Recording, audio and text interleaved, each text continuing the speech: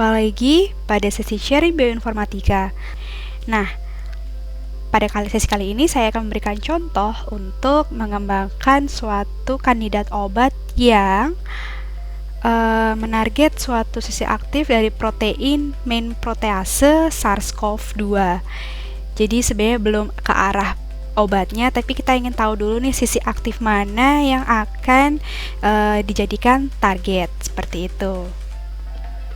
Jadi di awal sini kalian harus cari literatur dulu struktur dari protein yang akan kalian target. Jadi si main protease ini setelah saya cari literatur, dia memiliki nomor accession number. Contohnya adalah si 6LU7. Nah, di sini dapat kita lihat sebelah kiri ini adalah struktur 3 dimensinya. Jadi di sini saya menggunakan RCSB Protein Data Bank seperti itu karena memang di sini adalah pusat data untuk protein-protein yang telah diketahui strukturnya secara 3 dimensi khususnya. Nah, di sini kan sebelum kita menganalisis yang mana sih sisi aktifnya, berarti kan kita harus tahu urutannya dong, gitu kan. Urutan apa? Urutan asam aminonya. Bagaimana cara kita mengetahui itu dengan melihat di sini. Kita klik bagian display files, kemudian klik FASTA sequence. Nah, ini adalah urutan asam amino yang akan menjadi target untuk pengembangan selanjutnya. Ini kita salin. Lalu apa selanjutnya? Nah, dari hasil ini kita ingin mengetahui nih ada nggak sih protein-protein lain yang memiliki urutan seperti ini. Jadi kita ingin mengetahui homologi dengan cara memanfaatkan program BLAST yang ada di website NCBI. Jadi blast.ncbi.nlm.nih.gov. Nah, di sini ada beberapa pilihan, ada nukleotide, ada BLAST-X, ada T-BLAST-N, ada protein BLAST. Kalau nukleotide ini DNA untuk mencari DNA gitu. Kalau BLAST-X itu dari mRNA, jadi urutan mRNA yang kita punya untuk mencari urutan proteinnya. Kalau T-BLAST-N itu sebaliknya, jadi kita punya urutan asam amino, kita ingin tahu urutan mRNA-nya seperti apa. Nah, kalau kita kan ingin mengetahui dengan urutan yang tadi, itu tuh proteinnya apa sih sebenarnya dari database, kita klik. Nah, penampilannya akan seperti ini. Pastikan di sini adalah BLAST-P. Kemudian di sini kotak ini kalian tempelkan urutan yang tadi. Nah, karena kita ingin mengetahui homologi untuk protein-protein yang khususnya sudah ada strukturnya gitu, sudah diketahui gitu, kita menggunakan database dari protein data bank. Nih, protein. Kemudian algoritmenya protein dari BLAST-P, kita klik BLAST. Kita tunggu. Oke, sudah muncul. Jadi urutan asam amino yang kita miliki itu ada 306 panjangnya. Kemudian ditemukan ada 73 hasil yang diperoleh di sini. Namun urutannya itu jumlahnya ada yang 308 asam aminonya, ada yang 310, ada yang asam amino panjangnya 333 seperti itu. Nah, di sini kita bisa memilih homologinya kira-kira ya. Kita bisa pilih sekitar mungkin 3 atau 4 gitu ya. 4, jadi kita coba 4. Kemudian mungkin kita ini kan SARS-CoV-2 semuanya ya gitu.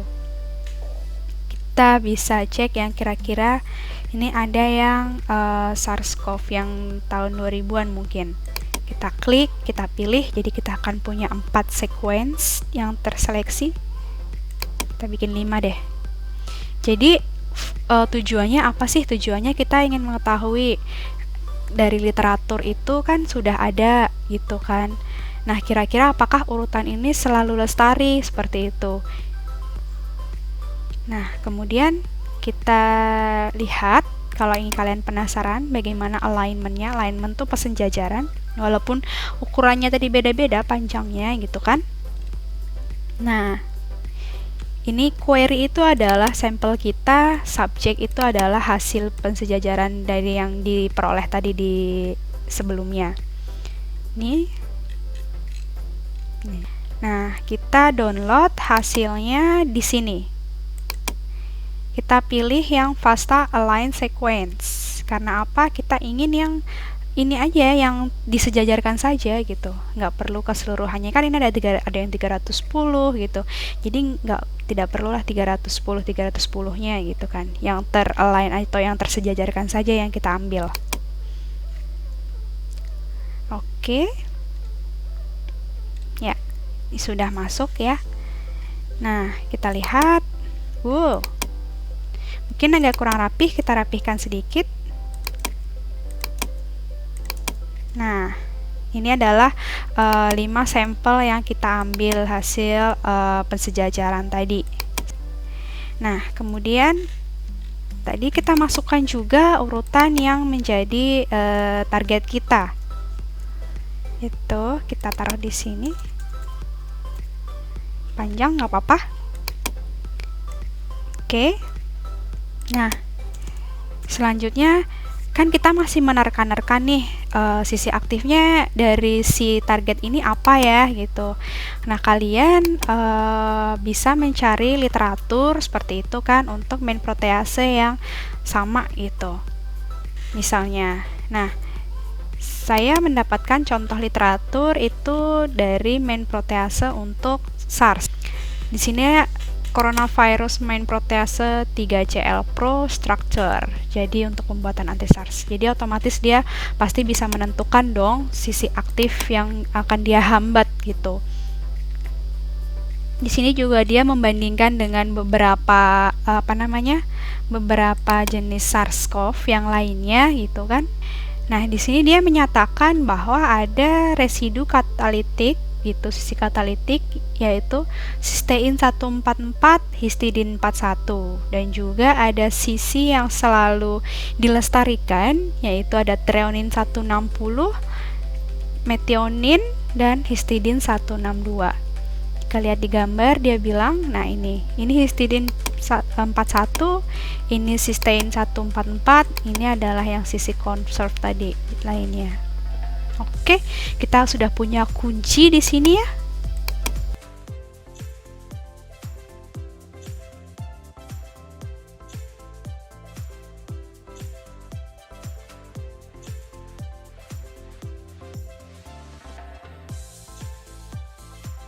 Selain itu kita cek nih, dia itu sampel SARS-CoV yang mana gitu kan. Main proteasenya dia bilang determine crystal structure for human coronavirus strain 229E Mpro. Nah, ini kita cari di protein database seperti biasa 229E. Ini proteasenya nih, complex structure protease. Kita klik, ternyata dia punya nomor panggil 29U2. Kita klik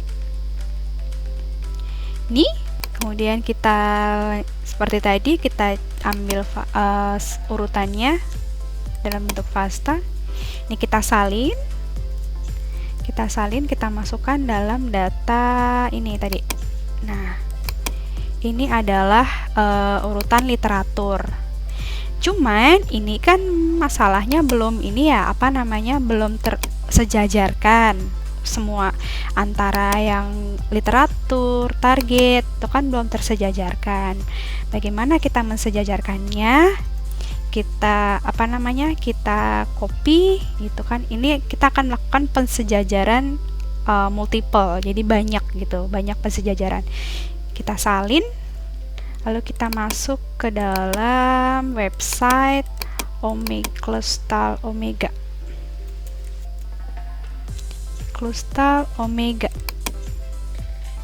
Nah, pastikan di sini adalah protein, kemudian di sini ada kotakan untuk urutan sekuensinya, kita tempel. Kenapa Clustal Omega? Karena dia bisa sampai 4000 sequence untuk disejajarkan. Ini kan tadi cuma 306 ya yang disejajarkan kan gitu. Oke. Sudah. Ini kalian bisa juga sih dengan cara upload file kalian yang ini tadi, yang di Notepad tadi. Cuman lebih mudah ini karena pas terbuka. Di sini sudah default ya, nggak usah diubah-ubah. Nah, di sini kita submit. Please wait. Oke, kita tunggu. Nah, sudah muncul. Nih, kalau misalnya kalian ingin melihat warnanya, itu kalian bisa lihat dengan show color.